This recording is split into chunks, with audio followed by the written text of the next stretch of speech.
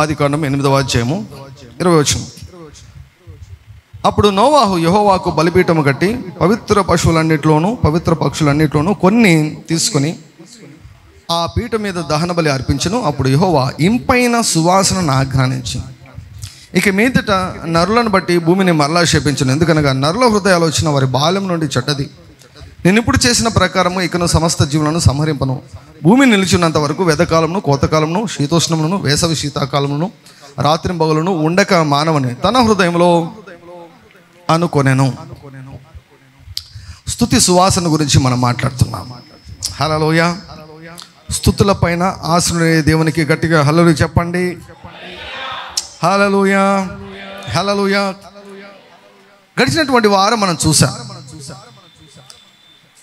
దేవుడు సాతానును సృష్టించి సాతానుకు సకల విధములైన ఆశీర్వాదములను ఎందుకు ఇచ్చాడు అంటే స్తుతి ఆరాధనను నడిపించేదానికి ఇచ్చాడు. ఈ లోకములో ఏ మనుషునికైనా దేవుడు ఆయువుని ఎందుకు ఇచ్చాడు, ఊపిరిని ఎందుకు ఇచ్చాడంటే ఆ ఊపిరితో దేవునికి కృతజ్ఞతాపూర్వకంగా స్పందించాలని. దేవుడు నీకు ఇచ్చిన ఊపిరిని మరలా ఆయన దగ్గరికి పంపించాలి. ఎలా పంపించాలి? థ్యాంక్ యూ జీసస్ అని పంపించాలి. నా జీవితంలో ఇంకా ప్రాణం ఉంది, నా కంఠంలో ఇంకా ప్రాణం ఉంది, థ్యాంక్ యూ జీసస్. నన్ను ఇంకా బ్రతికించావు, నా ఆయుష్ను పొడిగించావు. చాలా మంది గతించిపోయారు, చాలా మంది మరణించారు. I'm still alive.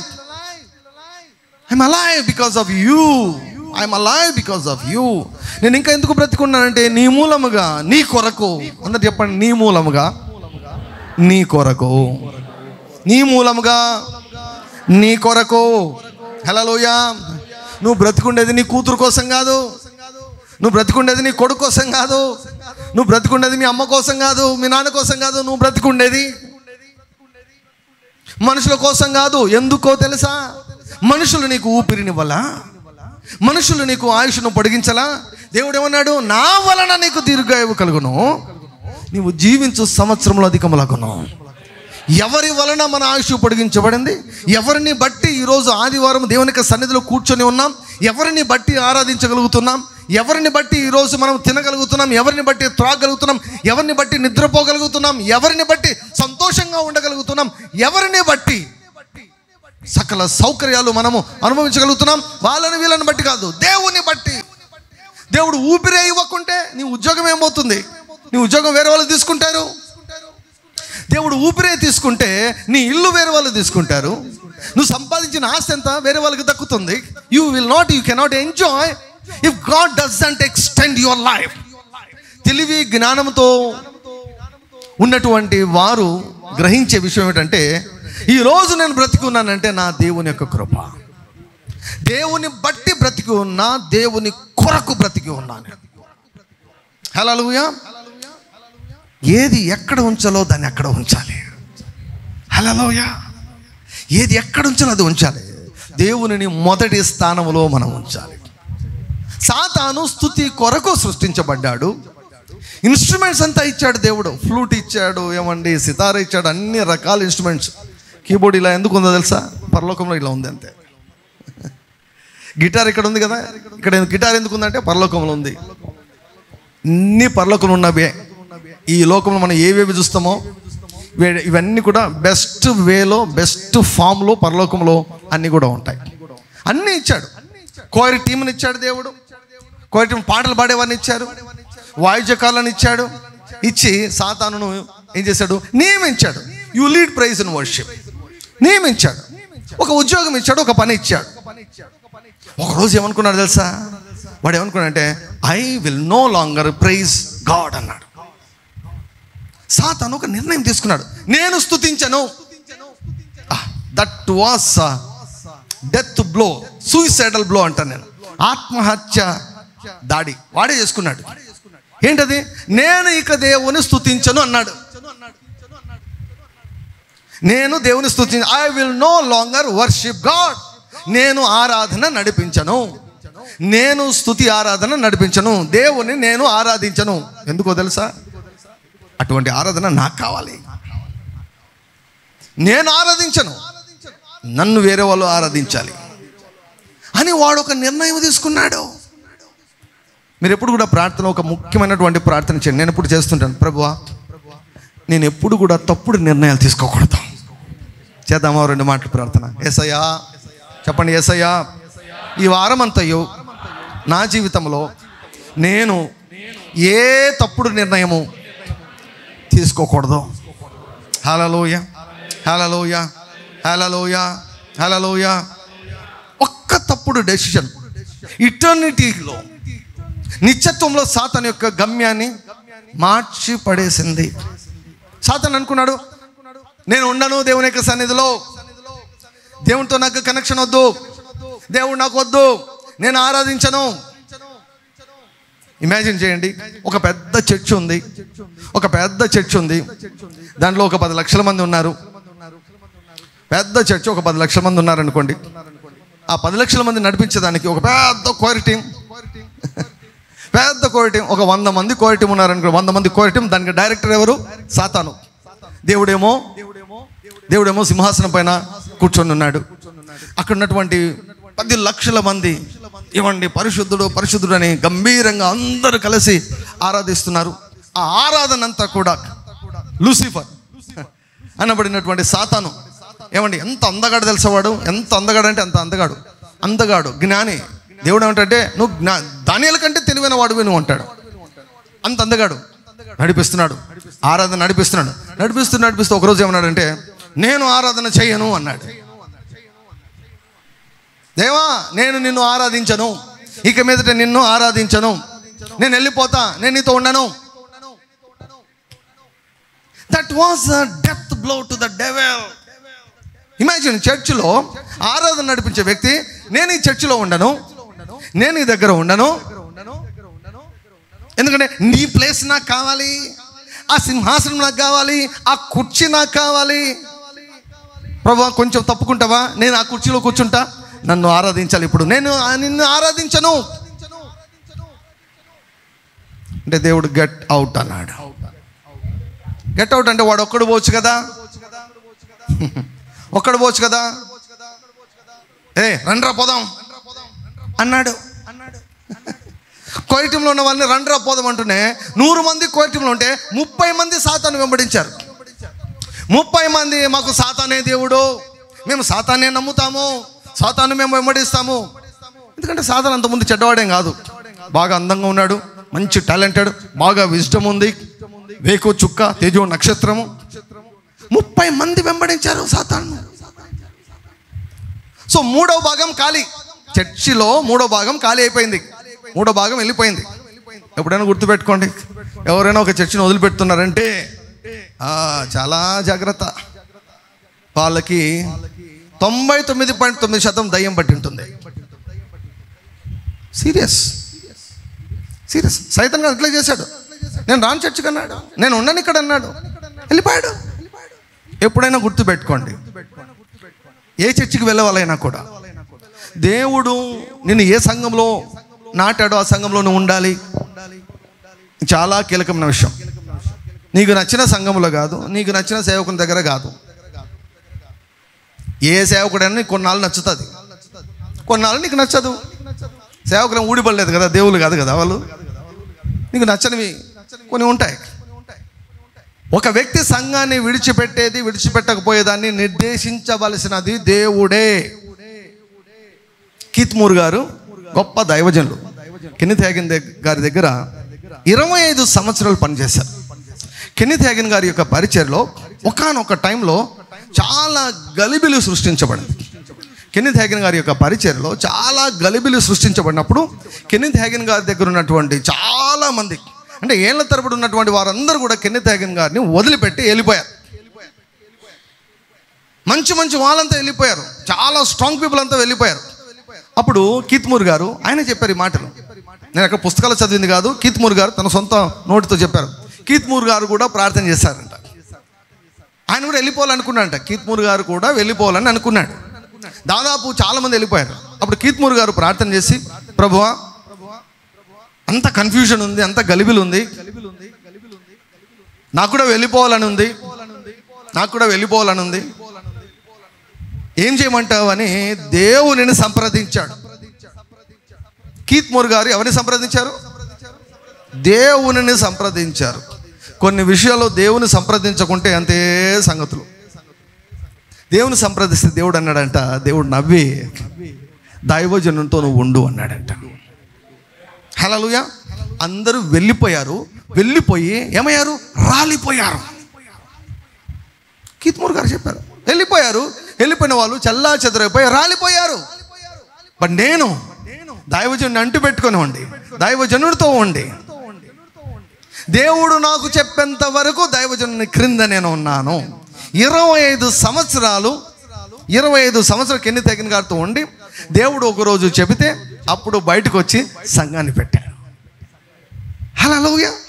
See, we should be led by the Spirit of God. We should be directed by the Spirit of God. బుద్ధి పుట్టినప్పుడు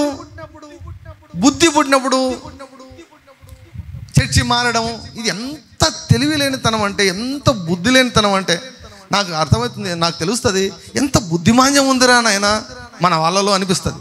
మన వాళ్ళు అంటే అంత భారతదేశంలో అంతా కూడా ఇదే కల్చర్ ఉందన్నమాట. దేవుని చేత నాటపడలే. సాతాను గాడు ఇట్లా చేశాడండి, ఇట్లా చేశాడు. సాతాను గాడు వెళ్ళిపోయాడు, వదిలిపెట్టి వెళ్ళిపోయాడు. వాడిని వెంబడించేవారు ఎప్పుడైనా చూడండి, ఒకటి చర్చిని వదిలిపెట్టినంటే వాడు ఒక్కడు పోడు. సైతాన్ గాడే స్పష్టంగా కనబడుతోంది. ఏది దయ్యం కార్యము, ఏది దేవుని కార్యం తెలుసుకునే దానికి 3 రోజులు ఉపవాసం ఉండి ప్రార్థన చేయాల్సిన అవసరంలా, చూస్తానే అర్థమైపోతుంది. ఒకడు పోయేవాడు పోక ముగ్గురిని జత పెట్టుకొని బయటికి వెళ్ళిపోతాడు. ఎవడి బుద్ధి అది, ఎవడి ప్రవృత్తి, ఎవడిది అంటే సాతానుది. కోయటంలో నేను ఆరాధించడం, మీరు కూడా ఆరాధించదు, రండి పోదాం. చలో ఎక్కడికి పోయారు? చలో నరకానికి వెళ్ళిపోయారు. జీవము నుంచి వేరైపోయారు వారు. సో గ్యాప్ పడింది. 100 మంది కోయటంలో ఉండాలంటే 30 మంది వెళ్ళిపోయారు. 30 ఉద్యోగాలు ఖాళీ. 30 ఉద్యోగాలు ఖాళీ.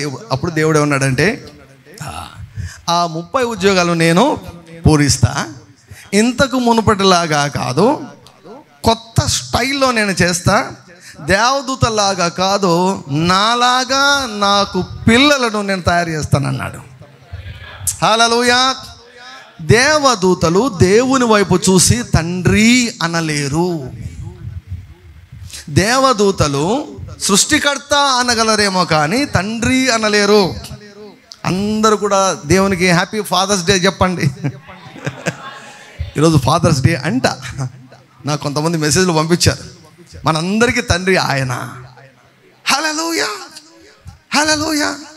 So angels cannot call God as father. దేవదూతలు తండ్రి, అబ్బా తండ్రి అనలేరు.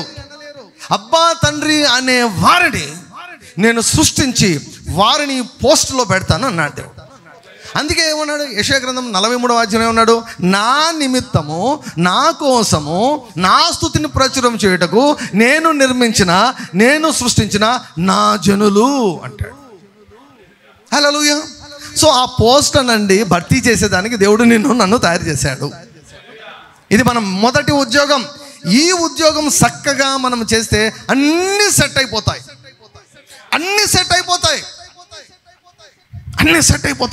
కొన్ని నెలలు చేయండి, ఏం జరుగుతుందో చూడండి. లాస్ట్ వీక్ డాక్టర్ గారు చెప్పారు ఎన్ని టెస్ట్ మనీస్, చాలా టెస్ట్ మనీస్ ఉన్నాయి. ఇంకా మనం కూడా సాక్ష్యాలను సృష్టిస్తూ ఉన్నాము. హల్లెలూయా, హల్లెలూయా. పేతురు గారు రాసినటువంటి మొదటి పత్రిక 2వ అధ్యాయము 9వ వచనం. పేతురు రాసిన మొదటి పత్రిక 2వ అధ్యాయము 9వ వచనం.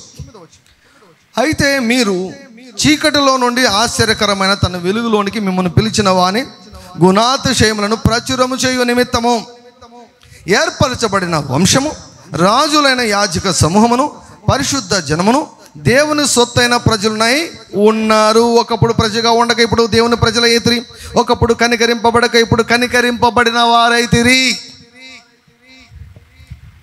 కనికరించబడ్డాము, ఆల్రెడీ కనికరం క్రింద ఉన్నాము, ఆల్రెడీ గ్రేస్ మార్కుల క్రింద ఉన్నాము, గ్రేస్ మార్కుల జాబితాలోకి వచ్చేసాము, కనికరించబడ్డాము.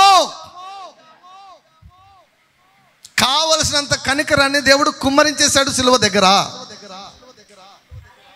హల్లెలూయా, హల్లెలూయా. We have the mercies of God with us. His mercies are new every morning. ఎందుకు మనలను దేవుడు ఏర్పరచబడిన వంశముగా చేసుకున్నాడు, రాజులుగా చేసుకున్నాడు, యాజకులుగా చేసుకున్నాడు, పరిశుద్ధ జనంగా చేసుకున్నాడు, దేవుని సొత్తైన ప్రజలుగా ఎందుకు చేసుకున్నాడంటే ఆయన గుణగణములను ప్రచురము చేయు నిమిత్తము, ఆయనను పొగడు నిమిత్తము, ఆయనను ఘనపరచు నిమిత్తము. ఆర్డీజే మినిస్ట్రీస్ అంటే సాతానుకు వెర్రి కోపం. ఎందుకంటే ఆయన గుణగణాన్ని మనం ప్రకటిస్తూ ఉన్నాం. దేవుడు మంచివాడు మంచివాడు మంచివాడు అన్నటువంటి మాట మన పరిచర్లో మారు మ్రోగుతూ ఉంటుంది. దేవునికి ఇష్టమైనటువంటి మాట అది. ప్రజలకు అత్యంత ఎక్కువగా ఉపయోగపడే మాట, ప్రజల మనసులను నూతనపరచుటకు శక్తి కలిగినటువంటి మాట. యెహోవా దయాళుడు, ఆయన కృప నిరంతరం ఉండును, ఆయనకు కృతజ్ఞతాస్తుతులు చెల్లించుడే. హల్లెలూయా. The Lord is good, his mercy endureth for ever. ఎందుకు దేవుడు రక్షించాడు, ఎందుకు దేవుడు మనల్ని ఆదుకున్నాడు, ఎందుకు దేవుడు సహాయం చేస్తున్నాడు?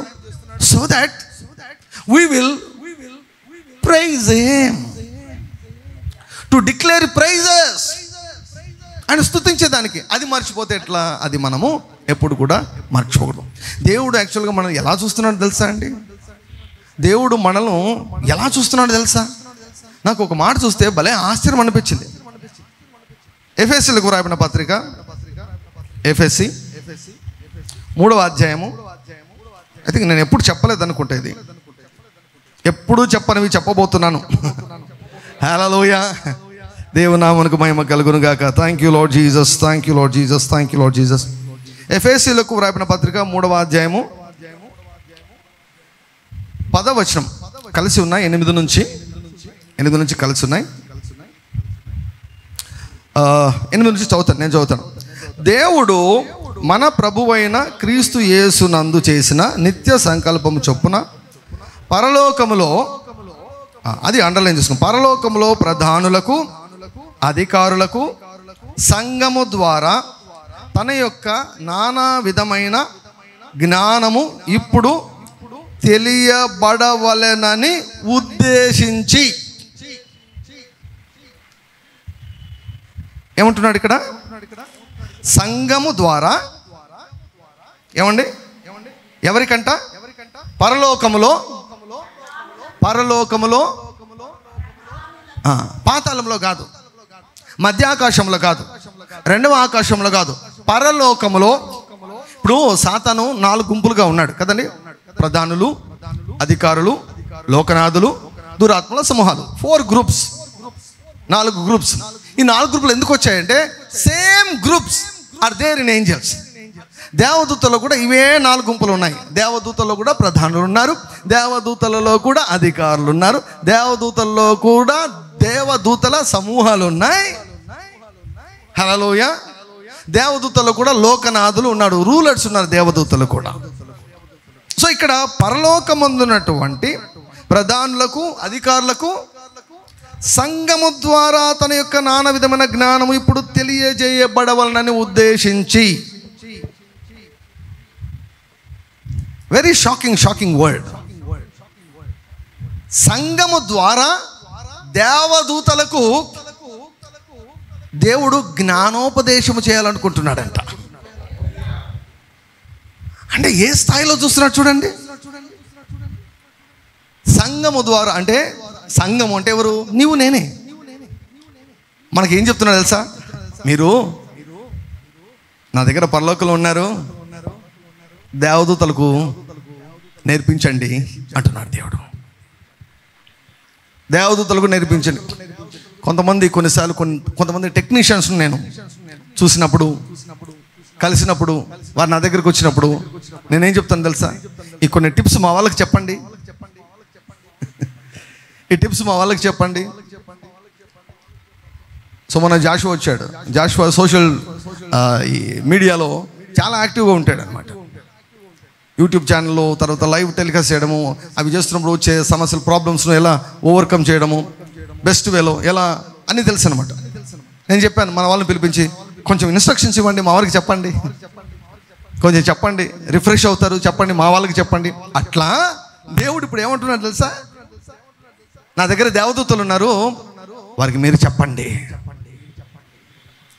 దేవదూతలకు మనము జ్ఞానోపదేశము చేయాలని దేవుడు నిర్దేశించాడంట. పరలోకంలో ఉన్న ప్రధానులకు, అధికారులకు, సంఘము ద్వారా, సంఘం అంటే నీ ద్వారా, నా ద్వారా, ఆర్టీజే మినిస్ట్రీస్ ద్వారా దేవదూతలకు దేవుడు ఏదో నేర్పించమంటున్నాడు. ఏమి నేర్పించమంటున్నాడు తెలుసా? ఇప్పుడు జ్ఞానం అంటే, జ్ఞానం అంటే దేవదూతలకు తెలియనటువంటి జ్ఞానం మనకి ఎక్కడండి? దానియేలుకు ఎవరు తీసుకొని వచ్చారు జ్ఞానము? దేవదూత తీసుకొని వచ్చాడు. దేవదూత తీసుకొని వచ్చాడు. జ్ఞానం అంటే సమాచారం గురించి ఇక్కడ మాట్లాడడం లేదు. సమాచారం గురించి కాదు. మనకంటే దేవదూతలకు చాలా విషయాలు తెలుసు, చాలా విషయాలు తెలుసు, చాలా విషయాలు తెలుసు. ఆ జ్ఞానం కాదు ఇక్కడ. దేవదూతలకు దేవుడు సంఘాన్ని ఏమని కోరుకుంటున్నాడంటే, మా వాళ్లకు ఆరాధించడం నేర్పించండి అని చెప్తున్నాడు. చెవి గలవాడు వినుగాక, హల్లెలూయా, కన్నులున్నవాడు చూచునుగాక. God has intended his church to teach the angels to praise and worship God. సంఘము ద్వారా దేవదూతలకు ఎలా ఆరాధించాలో తెలియజేయమంటున్నాడు. దేవదూతలకు తెలిసినంత ఒకటే, holy holy holy is the Lord God Almighty. భూత వర్తమాన భవిష్యత్తు కాలంలో ఉండు దేవుడగు ప్రభు పరిశుద్ధుడు పరిశుద్ధుడు పరిశుద్ధుడని గాన ప్రతి గానములు వారు దివారాత్రములు చేస్తున్నారు. మన టైం పరిధిలో మాట్లాడితే దివారాత్రములు వారు చేస్తూనే ఉన్నారు. వారికి తెలిసిందంతా ఇది ముఖ్యమైనటువంటి పాట ఏంటంటే, God is holy, God is holy, God is holy, God is holy. దేవదూతలకు సంఘము ద్వారా నేర్పించాలని దేవుడు ఎందుకు కోరుకుంటున్నాడంటే, దేవదూతలకు ఏమండి సమస్యలు ఏమైనా ఉన్నాయా? దేవదూతలకు ఏం సమస్యలు లేవు, ఏం సమస్యలు లేవు. కాబట్టి హాయిగా ఆరాధిస్తున్నారు. రోగము పెట్టుకొని ఆరాధించడం అంటే వాళ్ళకి తెలియదు. సమస్యలలో ఉండి ఆరాధించడం అంటే దేవదూతలకు తెలియదు. నేను అన్ని సమయం మంది యెహోవాను సన్నుతించమంటే ఏమిటో వాళ్ళకి తెలియదు. అన్ని రకాల పరిస్థితులు వాళ్ళకు ఉన్నది ఒకటే ఒక రకమైన పరిస్థితి ఏమిటో తెలుసా? సంతోషము, సమాధానము. దేవుని యొక్క సన్నిధిలో ఆ మహిమ, ఆ సంతోషము, ఆ నిత్య సుఖాల మధ్యలో హాయిగా ఆరాధన చేస్తున్నారు వాళ్ళు. సమస్యలో ఉన్నప్పుడు, వ్యతిరేకత ఉన్నప్పుడు ఆరాధన చేయడం అంటే ఏమిటో వారికి తెలియదు. అందుకే దేవుడు సంఘము ద్వారా దేవదూతలకు ఆరాధించడం నేర్పించమంటున్నాడు. హల్లెలూయా. ఏం జరిగిందో తెలుసు కదా మనకు. యోబు జీవితంలో ఏం జరిగిందో తెలుసు కదా. యోబు ఏం చేస్తున్నాడు? ప్రతిరోజు ఉదయకాలంనే ప్రతిరోజు కూడా, ప్రభువా నాకు 10 మంది పిల్లల్ని ఇచ్చావయ్యా, నీకు కృతజ్ఞతలు తండ్రి. నాకు మంచి భార్యని ఇచ్చావయ్యా, నీకు కృతజ్ఞతలు తండ్రి. హల్లెలూయా. అయ్యా ఎంతమంది పనివారిని ఇచ్చావయ్యా, నీకు స్తోత్రం తండ్రి. తండ్రి ఎన్ని వేల మంది పశువులను ఇచ్చావయ్యా, నీ కృతజ్ఞతలయ్యా. ఎంత ఆస్తిని ఇచ్చావయ్యా, నీ కృతజ్ఞత. ఎంత పలుకుబడి ఇచ్చావు, ఎంత శక్తిని ఇచ్చావు, ఎంత పేరును ఖ్యాతిని ఇచ్చావయ్యా, నీ కృతజ్ఞతలయ్యా. నిన్ను స్తుతిస్తున్నానయ్యా, నేను ఆరాధిస్తున్నానయ్యా, నిన్ను పొగుడుతున్నానయ్యా, నిన్ను ఘనపరుస్తున్నానయ్యా అని యోబు చేస్తూ చేస్తూ చేస్తూ చేస్తూ ఉంటే సాతాను గడు వచ్చాడు. వాడు మానుకున్నాడు చర్చి. సాతాను గడు చర్చి మానుకుని ఏం చేస్తున్నాడు? వీడు చర్చికి పోయే వాళ్ళని చెడగొడుతున్నాడు. చర్చికి పోయే వాళ్ళను పాడు చేయాలనుకుంటున్నాడు. యోబు హాయిగా ఉన్నాడు, బాగా ఉన్నాడని, అదిగా ఉన్నాడు బాగా. యోబు బాగా ఆరాధించుకుంటూ, వర్షిప్ చేసుకుంటూ, బాగా ఏమండి మంచిగా కంచె కట్టుకొని బాగా ఉన్నాడు. వాడు పనికిమాలోడు పోయాడు అడిగి. దేవుడు యోబు యొక్క ఆరాధనను ఆస్వాదిస్తూ సాతాను గాడు చూశాడు. చూసావా నువ్వు ఎట్ట చేసినావురా ఉద్యోగము? నా సేవకుడైన యోబు ఎలా చేస్తున్నాడు చూడు ఉద్యోగం. నువ్వు మానుకున్న ఉద్యోగాన్ని నా సేవకుడు మానుకోలేదు. ఎలా చేస్తున్నాడు చూసావా అంటే, ఎవరు చేయరు ప్రభువా? ఎవరు చేయరు? అన్నీ ఉన్నప్పుడు ఎవరు చేయరు? మంచి భార్యనిచ్చావు, మంచి పిల్లల్నిచ్చావు, ఆస్తినిచ్చావు, ఖ్యాతినిచ్చావు, అన్నీ ఇచ్చావు, పలుకుబడినిచ్చావు, సమాజంలో మంచి పేరునిచ్చావు. అన్నీ ఉన్నప్పుడు ఎవరు చేయరు అంటూనే నాకు తెలిసి ఇంకొక దేవదూత అని వింటాడో లేదో నాకు తెలియదు, కానీ మరి నువ్వు చేసావరా? వాడు అన్నీ బాగున్నాయి కదా, వాడికి అన్నీ ఉన్నాయి కదా, అన్నీ ఉన్నా కూడా వాడు మానేశాడు. అన్నీ సౌకర్యంగా ఉన్నాయి, టాప్ పొజిషన్ అండి వాడికి. ఎంత స్థానం, ఆరాధన నడిపించే స్థానము, ఎంత స్థానం దేవుడు ఇచ్చాడు. ఒక లీడర్గా దేవుడు స్థానం ఇస్తే, అందుకే బుద్ధిహీనునికి ఘనత గిట్టదంట. తప్పుడు వ్యక్తులను ఒక స్థాయిలో ఉంచడం, ఒక స్థానంలో ఉంచడం అది పాపం, చాలా డేంజరస్. అది పరిచయలో కానీ, ఏ సంఘంలో కానీ, ఏ పరిచయలో కానీ ఒక స్థానం, ఒక స్థాయి ఎవరికైనా ఇస్తున్నామంటే 10 సార్లు ఆలోచించి, 10 మార్లు ప్రార్థన చేసి, 10 సార్లు కన్ఫర్మేషన్ తీసుకొని అప్పుడు వారిని నియమించాలి. అట్లా నియమించినా కూడా కొంతమంది సాతానులాగా పాడైపోతారు. నో ప్రాబ్లం, జరుగుతూనే ఉంటాయి జీవితంలో, ఇదొక భాగం అంతే. మనం చూస్తూ కొన్నిసార్లు ఆశ్చర్యపడుతుండాలి అంతే. సాతాను గాడికి అన్నీ ఉన్నాయి కానీ వాడు మానేశాడు ఆరాధన. నేను చేయను ఆరాధన అన్నాడు, నీతో కటాఫ్ అన్నాడు, నువ్వు వద్దు నాకు అన్నాడు, సంఘం వద్దన్నాడు, పరిచయం వద్దన్నాడు. పక్క పోయి ఏం చేశాడు? పక్క పోయి చర్చి పెట్టుకున్నాడు. 30 మందిని తీసుకుని పోయి పక్కన పోయి చర్చి పెట్టుకొని వాడి పని ఏంటి? పోనీలే, వాడికి ఏదో ఆరాధన పిచ్చి కదా, నన్ను ఆరాధించండి రా, నన్ను డబ్బా కొట్టండి రా అని చేసుకోవాలా? ఆహాహా, ఆ 30 మందిని ఏమండి ప్రేరేపించుకొని, రే వాళ్ళు బాగా చక్కగా ఉన్నారా, వాళ్ళు ఆరాధన చేసుకుంటున్నారు, బాగున్నారు, వాళ్ళని చెడగొడతాం, వాళ్ళని చెడగొడతాం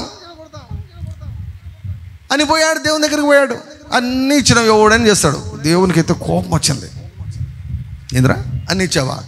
సరే చూడు పో, నీ బుద్ధి పుట్టిని చేసుకోపో అన్నాడు దేవుడు. యోబేమో ఆరాధన చేస్తున్నాడు. హల్లెలూయా, థ్యాంక్ యూ లార్డ్ జీసస్. యేసయ్యా, యేసయ్యా, ఎంత మంచి దేవుడవయ్యా, ఎంత మంచి పేరు ఇచ్చావయ్యా, ఎంత మంచి భార్యని ఇచ్చావయ్యా, మంచి భార్యని ఇచ్చావు, మంచి కుటుంబాన్ని ఇచ్చావు, ఎంతమంది సేవకులు కాలు తీసి కాలు పెట్టేదానికి వీలు లేకుండా ఎంత అద్భుతం చేసావయ్యా, హల్లెలూయా అంటూనే కాలింగ్ బెల్ నొక్కారనమాట. ఎవరో వచ్చినారు చూడు అంటే సమాచారం, 10 మంది చనిపోయారు, ఆస్తి అంతా పోయింది, పని వారందరూ కూడా చనిపోయారు, మొత్తం పోయింది. అప్పుడు యోబు ఏమన్నాడు తెలుసా?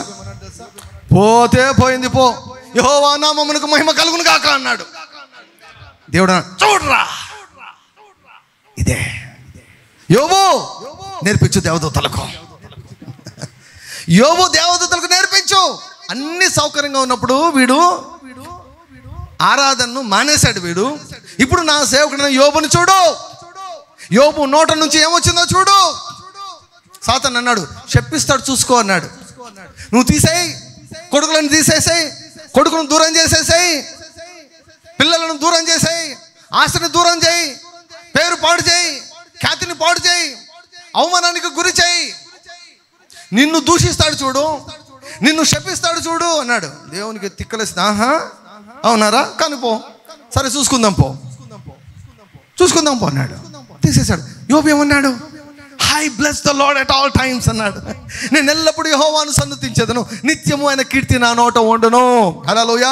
కుమారులు ఉన్న దేవునికి స్తోత్రం, కుమారులు లేకున్న దేవునికి స్తోత్రం. ఆస్తులు ఉన్న దేవునికి స్తోత్రం, ఆస్తులు లేకున్న దేవునికి స్తోత్రం. పనివారు ఉన్న దేవునికి స్తోత్రం, పనివారు లేకున్న దేవునికి స్తోత్రం. ఏవి ఉన్నా ఏవి లేకున్నా నా స్తుతిని నేను ఆపలేను, ఆపజాలను. ఎందుకంటే నాకు ఊపిరి దేవుడు ఇచ్చింది, నాలో ఇంకా ఊపిరి ఉన్నది. దేవుని స్తుతించేదానికే పిల్లలు ఎవరిచ్చారు? కుమారులు. యెహోవా అనుగ్రహించు స్వాస్యము, గర్భఫలము ఆయన ఇచ్చు బహుమానమే. ఇచ్చిన స్తోత్రం, ఇయ్యకున్న స్తోత్రం, స్తుతిని ఏది కూడా ప్రభావితము చెయ్యనివ్వను అని తీర్మానం చేసుకున్నాడు యోబు. దేవుడు అన్నాడు, వీడికి చెప్పు బుద్ధి. సంఘము ద్వారా పరలోకంలో ఉన్నటువంటి ప్రధానులకు, అధికారులకు ఏమండి ఆరాధన నేర్పించమంటున్నాడు దేవుడు. వెళ్ళాడు, చూసినావరా, నీకు అన్ని సౌకర్యాలు ఇచ్చాను, ఉన్నత స్థానంలో పెట్టాను, గౌరవాన్ని ఇచ్చాను, ఘనతనిచ్చాను, అందం ఇచ్చాను, జ్ఞానం ఇచ్చాను, ఇన్స్ట్రుమెంట్స్ ఇచ్చాను, ఒక స్థానం ఇచ్చాను. దాన్ని నువ్వేం చేసావురా? ఆరాధన మానేసావు, చర్చి మానేసావు, నువ్వు పోవడం కాక 30 మందిని తీసుకుని వెళ్ళావు. పోనీ నీ పని నువ్వు చేసుకుంటావు అంటే చేసుకోక మళ్ళీ బాగున్న వాళ్ళని చెడగొట్టేదానికి నువ్వు ప్రయత్నం చేస్తున్నావు. ఇప్పుడు చూడు, ఆ సేవకుడు ఏమైనా అన్నాడా అంటే వాడు అన్నాడు, ఎవరైనా చేస్తారులే అబ్బా ఆరాధన, ఆరోగ్యం బాగుంది కదా. నీ కుటుంబాన్ని పాడు చేయాలని వాడు అనుకుంటాడు, నీ సంబంధాలను పాడు చేయాలని వాడు అనుకుంటాడు, నీ ఆస్తులను పాడు చేయాలని అనుకుంటాడు, నీ ఘనతను పాడు చేయాలని అనుకుంటాడు, నీ పేరును పాడు చేయాలని వాడి కోరిక,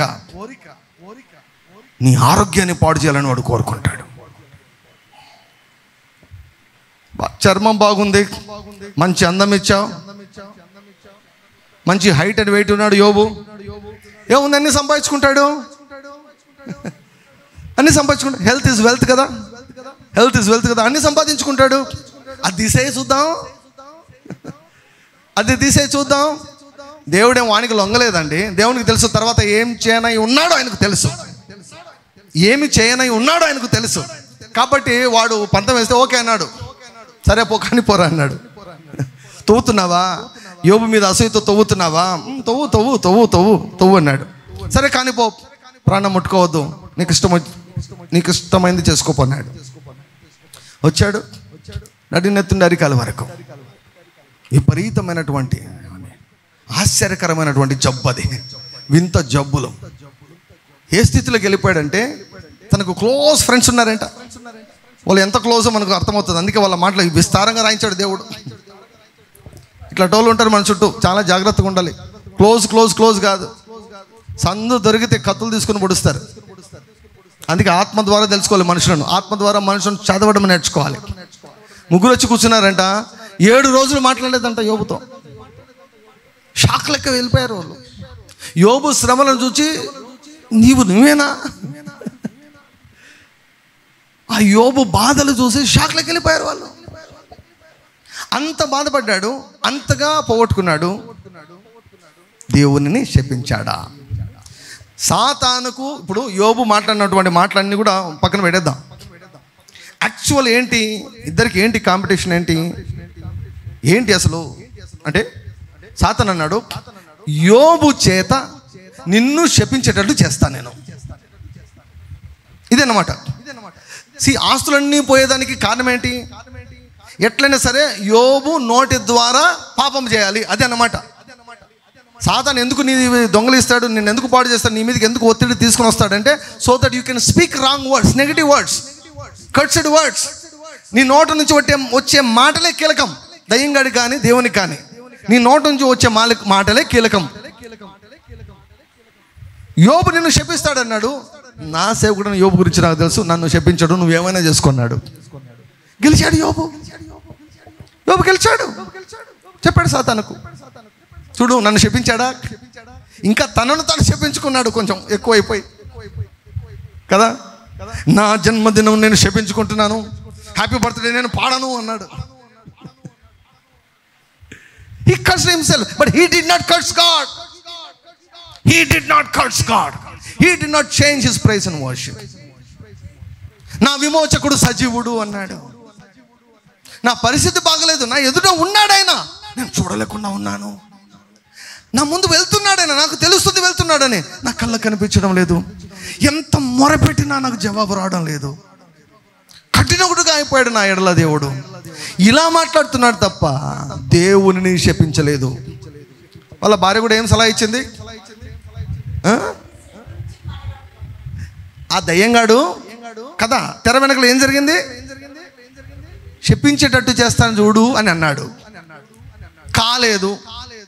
ఈ ఆరోగ్యమంతా పోయిన తర్వాత వాడు ఏం చేశాడు, ఎవరి లేక దూరాడు. అది ఆమె మాట కాదు, ఆమె మాట కాదు. అది సత్యవాడు ఏదో సావచ్చు కదా అండి, చచ్చిపోనొచ్చు కదా, లేకపోతే నువ్వన్నా చంపచ్చు కదా. దేవుని శపించు అంట. చూసారా ఆ మాట? సాతాను మాట్లాడినటువంటి మాటనే భార్య మాట్లాడుతూ ఉంది. అంటే అర్థమైంది, దయ్యం పట్టింది. అప్పుడేమన్నాడు, ఆదాములాగా యోబు లొంగలేదు భార్యకు. ఎంత ప్రేమనో ఆదాముకు హవ్వ అంటే. దేవుని కంటే హవ్వను ఎక్కువ ప్రేమించాడు. ఎప్పుడైనా దేవుని కంటే ఎవరైనా ప్రేమిస్తే చాలా బహుత్ కష్టం అవుతాయి. మూర్ఖురాలు మాట్లాడు, నీవు మాట్లాడవద్దు, ప్రాణం పోయినా నా దేవుని నేను శపించను.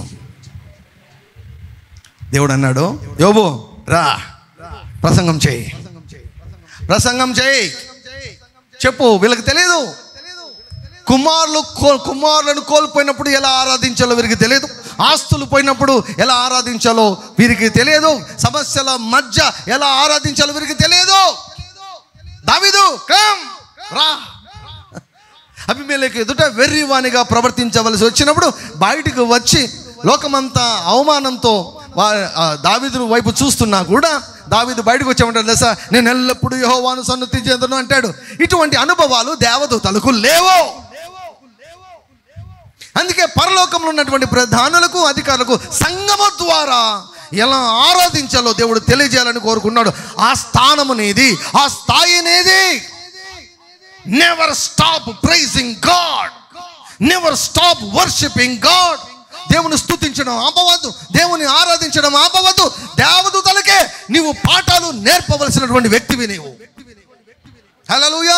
అంత ఉన్నతంగా దేవుడు నిన్ను చూస్తున్నాడు. ఏర్పరచబడిన వంశం, రాజులైన యాజక సమూహము, దేవుని సొత్తైనటువంటి ప్రజలము, ప్రత్యేకించబడినటువంటి జనాంగము. మనము దేవదూతలకు పాఠాలు చెప్పాలంట. ఏంటో తెలుసా? ఎలా ఆరాధించాలి, బాధలో ఎలా ఆరాధించాలి, కష్టంలో ఎలా ఆరాధించాలి, ఓడిపోయినప్పుడు ఎలా ఆరాధించాలి, కోల్పోయినప్పుడు ఎలా ఆరాధించాలి, ఏడుస్తున్నప్పుడు ఎలా ఆరాధించాలి, సమస్తము కోల్పోయినప్పుడు ఎలా ఆరాధించాలి. ఇంట్లో ఒక వ్యక్తి చనిపోతేనే ఏమండి ఏడుపులు పెడబొబ్బలు ఉంటాయి. యోబు ఇంటిలో ఒకే రోజు 10 భూస్థాపన కార్యక్రమాలు, 10 భూస్థాపన కార్యక్రమాలు. ఒకే ఇంట్లో 10 బాక్సులు, ఒకే ఇంట్లో 10 బాక్సులు. ఎలా ఉంటాడు చూడండి. కానీ ఆ మధ్యలో ఏమన్నాడు తెలుసా యోబు? I will bless the Lord at all times. యెహోవా ఇచ్చాడు, తెలియక యెహోవా తీసుకున్నాడు, పోతే పోయింది. ఒట్టి చేతులతో వచ్చాను, ఒట్టి చేతులతో నేను వెళ్తాను. ఇవేవి నేను సంపాదించుకున్నవి కావు, దేవుడిచ్చింటే వచ్చినవి. కాబట్టి దేవుడిచ్చి వచ్చింటే పొందుకున్నాను కనుక I will bless the Lord at all times. యోబు రా, నువ్వు నాకు సరైనటువంటి వ్యక్తివి. సంఘము ద్వారా దేవదూతలకు ఆరాధించడం నేర్పించాలని దేవుడు అనుకుంటున్నాడు. నీ స్తుతి విషయంలో నువ్వు ఎలా ఉన్నావు? ఆ స్థాయిలో నిన్ను దేవుడు ఉంచాలని కోరుకున్నాడు. సో కాబట్టి నువ్వేం చేయాలి? దేవదూతలకే నేను ఇప్పుడు మీకు వాక్యం చెప్పాలంటే నేను ముందు రోజంతా నేను కూర్చొని చదవాల్సిందే కదా, సిద్ధపడాల్సిందే కదండి. ఏ టీచర్ అయినా స్టూడెంట్స్ కంటే టీచర్లు ఎక్కువ చదువుతారు, అవునా కదా? చెప్పండి. ఫస్ట్ టీచర్లకు అర్థం కావాలి సబ్జెక్టు. టీచర్కు సబ్జెక్ట్ అర్థం కాకుండా చెప్పారనుకోండి, పిల్లలకి ఎప్పుడు ఎందుకు అర్థం కాదంటే, ఏదైనా కూడా చాలా చోట్ల కూడా కొంతమంది వాక్యం చెప్తే ఎందుకు అర్థం కాదంటే, వాక్యం చెప్పే వాళ్ళకి అర్థం కాదు. అది బేసిక్గా వాళ్ళకి అర్థం కాదు. వాళ్ళకి అర్థం కాదు కాబట్టి మిగతా వాళ్ళకి ఎట్లా అర్థం అయ్యేటట్టు చెప్తారు? First we have to understand. టీచర్లు బాగా ఇప్పుడు ఏమంటే బైబిల్ కాలేజీలో 30 గంటలు నేను వాక్యం చెప్పాలి, 30 గంటలు వాక్యం చెప్పాలి. వాక్యం అందులో ఆల్రెడీ నేను ఫుల్ స్కిల్డ్ అండ్ ట్రైన్డ్. వాక్యం ద్వారా నేను తెలుసుకున్నా, ప్రతిరోజు నేను పాటిస్తున్నా, ప్రతిరోజు నేను ఆ వాక్యం నేను పాటిస్తున్నా, అనుభవపూర్వకంగా నేను చెప్పబోతున్నా. I'm thorough with that subject. 30 గంటలు అలవోకగా నేను చెప్పగలను. దేవుడు ట్రైనింగ్ ఇచ్చాడు, దేవుడు నేర్పించాడు కనుక. దేవుడు నిన్నేం చెప్తున్నా అంటే, నీ గురించి ఏం చెప్తున్నా అంటే, నీవు దేవదూతలకు ఎలా స్తుతించాలో నేర్పించాలి అంటున్నాడు దేవుడు. నీ దగ్గరకు వచ్చి నేర్పించగలిగే సామర్థ్యం ఉందా, సత్తా ఉందా, ఆరంభ శూర్లేనా? 1000 స్తుతుల ఛాలెంజ్లో ఒకరోజు 40, ఒకరోజు 30, ఒకరోజు 20. ఆ 40 వచ్చినప్పుడు ఆ 20 మంది ఏమైపోయారో, ఈ మోషన్ వాడు ఏమైపోయానో అన్నట్లు ఆ 20 మంది ఏమైపోయారో, ఏది ఆపిందో అని స్తుతించకుండా సైతాన్లాగా నేను చేయనని ఎందుకు అనుకున్నారో. హలో, నిన్ను దేవుడు ఎందుకు నియమించాడంటే దేవదూతలకే స్తుతి ఆరాధన నేర్పించాలని దేవుడు నిర్ణయిస్తే 1000 స్తుతులను చేసేదానికి నువ్వు అల్లాడుతున్నావంటే ఎట్లా చెప్పండి? దేవుడు నిన్ను ఎక్కడో పెట్టి చూస్తున్నాడు. దేవుడు నిన్ను నువ్వెవరు అనుకుంటున్నావు? దేవదూతలకు నువ్వు ఆరాధన నేర్పించాలి. పౌలు శీలలు వెనకంత గాయాలు, రక్తం కారుతోంది. దేహానికి గాయాలు ఒకటైతే మనసుకు ఎన్ని గాయాలో. సమాజంలో, వీధుల మధ్యలో, మార్కెట్లో అందరూ చూస్తుండగా బట్టలు చింపి ఈడ్చుకొని పోయి కొట్టారు. ఎవరిని? పౌలును శీలను ఇద్దరిని. వీళ్ళేం పాపులు కాదండి, అభిషేకించబడినటువంటి వారు. పౌలు చేతుల ద్వారా విశేషమైన అద్భుతాలు జరిగాయంట. ఎంత అవమానం సమాజంలో, ఎంత అవమానం, ఎంత అవమానం, మనుషుల మధ్య ఎంత అవమానం. మనసుకు గాయాలు, దేహానికి గాయాలు. అప్పుడు ఏం చేయాలి వాళ్ళు? ఏం ప్రభువా, దయ్యాన్ని ఎల్లగొట్టిన దానికి నువ్వు మాకిచ్చిన ప్రతిఫలం ఇదా? నీ సేవ నమ్మకంగా చేసిన దానికి నువ్వు ఇచ్చిన ప్రతిఫలం ఇదా అని వారు అనలేదే. వారు ఏం చేశారు? కొన్ని మనకు అర్థమవుతాయి, కొన్ని మనకు అర్థం కావు. అర్థం కాని వాటి కొరకు తల పగలగొట్టవలసిన అవసరం లేదు. మనం ఎందుకు పుట్టాం? పౌలు శీలలు మాట్లాడుకుంటారు. అలా ఇంకా ఊపిరి ఉంది, ఊపిరి ఇంకా ఉంది కదా. ఊపిరి ఇంకా ఎందుకు ఉంది? స్తుతించేదానికి. కాబట్టి ఆ పని చేద్దాం అనుకుని చిన్న ప్రార్థన చేసి ప్రైజింగ్ మోడ్లోకి వెళ్ళిపోయారు. పాటలు పాడడం మొదలు పెట్టారు. హల్లెలూయా. దేవుడు అన్నాడు, పౌలు శీలలు రండి రండి రండి రండి రండి రండి, పరలోకంలో ఉన్న ప్రధానులకు మీరు ఎలా స్తుతించాలో, ఆరాధించాలో వీరికి నేర్పించండి. దేవుడు మనుషులను బట్టి, ఆరాధించేవాడిని బట్టి ఎంతగా సంతోషిస్తున్నాడు తెలుసా? యోహాను సువార్త 4వ అధ్యాయంలో ఏం రాయబడి ఉంటుంది? దేవుని ఆరాధించేవారు ఆత్మతోనూ సత్యముతోనూ ఆరాధించవాలని కోరుకున్నాడు. తండ్రి అటువంటి ఆరాధకుల కొరకు కనిపెడుతున్నాడు. Father is seeking. Father's day రోజు ఫాదర్ ఏమి వెతుకుతున్నాడంటే, ఎవరి కోసం వెతుకుతున్నాడంటే ఆరాధించే వారి కొరకు వెతుకుతున్నాడు. స్తుతి యాగం చేసే వారి కొరకు వెతుకుతున్నాడు. స్తుతి సువాసన వెదజల్లే వారి కొరకు వెతుకుతూ ఉన్నాడు. హల్లెలూయా, హల్లెలూయా. సో వారు స్తుతిస్తూ ఆరాధిస్తుంటే దేవుడు ఉండలేకపోయాడు. స్తుతుల మధ్యకు వచ్చేస్తాడు కదా. ఆయన వచ్చేసిన వెంటనే బంధకాలన్నీ ఊడిపోయాయి, ద్వారాలను తెరుచుకున్నాయి. దేవుడు అన్నాడు పరిశుద్ధాత్మతో, వ్రాయించు, ఈ భాగాన్ని బైబిల్లో వ్రాయించు, దేవదూతలకు తెలియచేయండి. దేవదూతలకు సమస్యలలో ఆరాధించడం తెలియదు, ఇబ్బందులలో ఆరాధించడం తెలియదు, రోగాలు ఉన్నప్పుడు ఆరాధించడం తెలియదు, ఇంట్లో మనుషులు చచ్చిపోతే ఆరాధించడం తెలియదు, ఉన్నటువంటి పేరు కాస్త పూర్తిగా పాడైపోయినప్పుడు ఆరాధించడం అంటే ఏమిటో దేవదూతలకు తెలియదు. అన్ని రకాల వ్యతిరేకతల మధ్య దేవుని ఆరాధించడం అంటే ఏమిటో తెలియదు దేవదూతలకు. అందుకే మీరు వచ్చి నేర్పించండి, మీరు వచ్చి నేర్పించండి. మనము దేవదూతలకే తీర్పు కూడా తీర్చబోతున్నామని దేవుని యొక్క వాక్యం అంటుంది. దేవదూతలకు తెలిసింది యెహోవా పరిశుద్ధుడు, పరిశుద్ధుడు, పరిశుద్ధుడు. మనం దేవదూతలకు చెప్పాలంట, పరిశుద్ధుడు మాత్రమే కదా ఆయన మంచోడు. పరలోకంలో ఫేమస్ సాంగ్ పరిశుద్ధుడు, భూమి మీద ఫేమస్ సాంగ్ మంచివాడు. దేవుడు అంటున్నాడు, సంగమా మా వాళ్ళకు నేర్పించు పాట, మంచివాడని పాడమను, మంచివాడని పాడమను, నేర్పించండి. హల్లెలూయా, హల్లెలూయా. పరలోకంలో ఉన్నటువంటి అధికారులకు, ప్రధానులకు సంఘము ద్వారా ఆరాధించడం నేర్పించాలని దేవుడు కోరుకుంటాడు. అంటే ఈరోజు నా పాయింట్ ఏమిటంటే, దేవుడు మనల్ని ఏ స్థాయిలో పెట్టాడో చూడండి. కాబట్టి మనము స్తుతి చేసేదానికి, ఆరాధన చేసేదానికి కింద మింద పడుతూ ఏమండి ఉంటే ఎలా చెప్పండి? మన స్థానం వేరు, మన స్థాయి వేరు. కాబట్టి అన్ని సమయాల్లో స్తుతించగలగాలి. హల్లెలూయా. అది దేవదూతలు చేయలేరు. అందుకే ఇబ్బందికరమైనటువంటి పరిస్థితుల్లో చేసే స్తుతి, వ్యతిరేకతల మధ్య చేసే స్తుతి, కన్నీటి మధ్య చేసే స్తుతి, ప్రమాదముల మధ్య చేసే స్తుతి చాలా విలువైంది దేవుని దృష్టిలో. అందుకే అన్నాడు, స్తుతి యాగము చేయవాడు నన్ను మహిమపరచుచున్నాడు. దేవుడు తన రక్షణ వానికి కనపరచున్నట్టు వాడు మార్గమును సిద్ధపరచుకొనెను. హల్లెలూయా. I'm encouraging you to praise God more and more, more and more, more and more, more and more. ఇంకా ఎక్కువగా బాగా స్తుతించండి, ఆరాధించండి. దేవదూతలకు మనము స్తుతి ఆరాధన నేర్పించాలంట. దేవుడు అది ఉద్దేశించాడంట, నిత్య సంకల్పం అంట. హల్లెలూయా. Whenever we praise God, we worship God, దేవదూతలు ముచ్చట పడతారు. బాబా ఎలా స్తుతించగలుగుతున్నారు, ఎలా ఆరాధించగలుగుతున్నారు.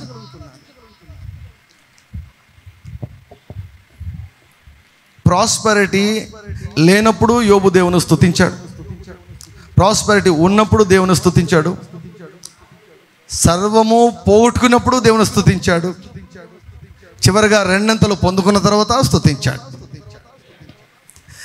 ఈ స్టేటస్లు మారుతున్నాయేమో కానీ దేవుని ఆరాధించడం మాత్రం మారలేదు. హల్లెలూయా, హల్లెలూయా. మీ కుటుంబంలో కుటుంబ సమేతంగా ప్రతిరోజు కూడా సోమవారం నుంచి శనివారం వరకు అనుదిన ఆరాధనలో కుటుంబ సమేతంగా పాల్గొనండి. హల్లెలూయా. కుటుంబ ఆరాధన, ఇది ఆర్టీజే ఫ్యామిలీ కుటుంబ ఆరాధన. దేవుడు నాకు చెప్పిన విషయం ఏంటంటే that is going to be the main service. ఆదివారం ఆరాధన మెయిన్ సర్వీస్ కాదు, వేకోజాము ఆరాధనే మెయిన్ సర్వీస్ అని చెప్పాడు. వేకోజామున ఆరాధన ద్వారా దేవుడు వాగ్దానాలన్నీ కూడా నెరవేరుస్తాడంట. ఏ క్షణం, దేవునికి ఒక క్షణం చాలు. పౌలు ప్రార్థన చేసినప్పుడే అద్భుతం జరగచ్చు, నేను గుడ్ మార్నింగ్ చెప్పినప్పుడే అద్భుతం జరగచ్చు, నేను ఆశీర్వాదం ఇచ్చి ఆమెను అన్నప్పుడే అద్భుతం జరగచ్చు. ఏ క్షణానైనా అద్భుతం జరుగుతుంది నీ కుటుంబంలో, నీ జీవితంలో. పాల్గొనండి, నిర్లక్ష్యం చేయవద్దు. The more you honour that, దేవుని చేత నియమించబడినటువంటి ప్రోగ్రామ్ను మీరు ఎంతగా గౌరవిస్తారో అంతగా మీరు అనుభవించగలరు దేవుని యొక్క కృపను. దేవుని నామమునకు మహిమ కలుగును గాక. హల్లెలూయా.